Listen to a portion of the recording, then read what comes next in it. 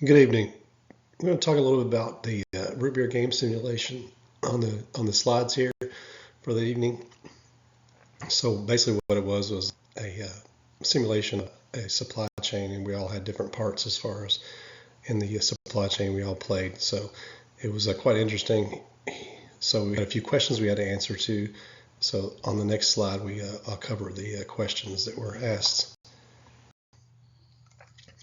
Number one, the challenges you encountered.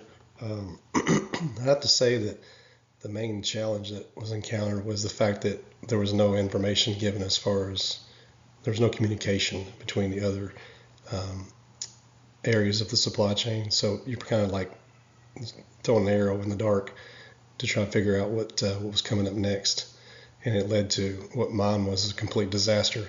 So that was my main challenge as far as is concerned. There was no forecast provided by the customer. Those type of things would be helpful.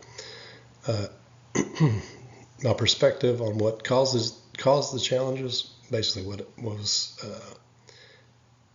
we would need a forecast from our from downstream or upstream, actually downstream from where you were at, to be able to try to predict what was coming up next. We in the game there was very little. There was no communication as far as that was concerned, so it made it really challenging. So basically what happened was I myself went into panic mode, trying to order to catch up with the backlog, and then all of a sudden the backlog and the orders just fell out. And so it caused me to be my inventory to be way elevated, but like 20 or 75% of the time I was backlogged. So it made it really difficult to try to figure out what was going on, and that was caused by the bullwhip effect. Was the same thing was happening in all the other areas of the supply chain, so it's kind of just rolling into everybody else. So because nobody in the game knew what was happening upstream or downstream from themselves. Actions the supply chain could collectively take to avoid or mitigate such challenges. Like I said, I touched on the other two questions was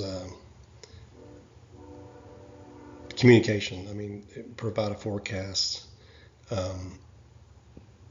due to what we were going through as far as the simulation is concerned. Like I said, we were kind of flying without any kind of help. So it was very difficult to try to predict what was coming up next. Like I said, I panicked. I was panic ordering, and then I forgot. So for future reference for myself, don't panic order, because I completely forgot that there was a 2-week lead time after placing the order. So I kept on ordering, and just completely forgot about the 2-week lead time in there. So it really exploded my inventory. So it ended up being very, very bad for myself. So hopefully other folks maybe not had as much issue, but myself, it blew up.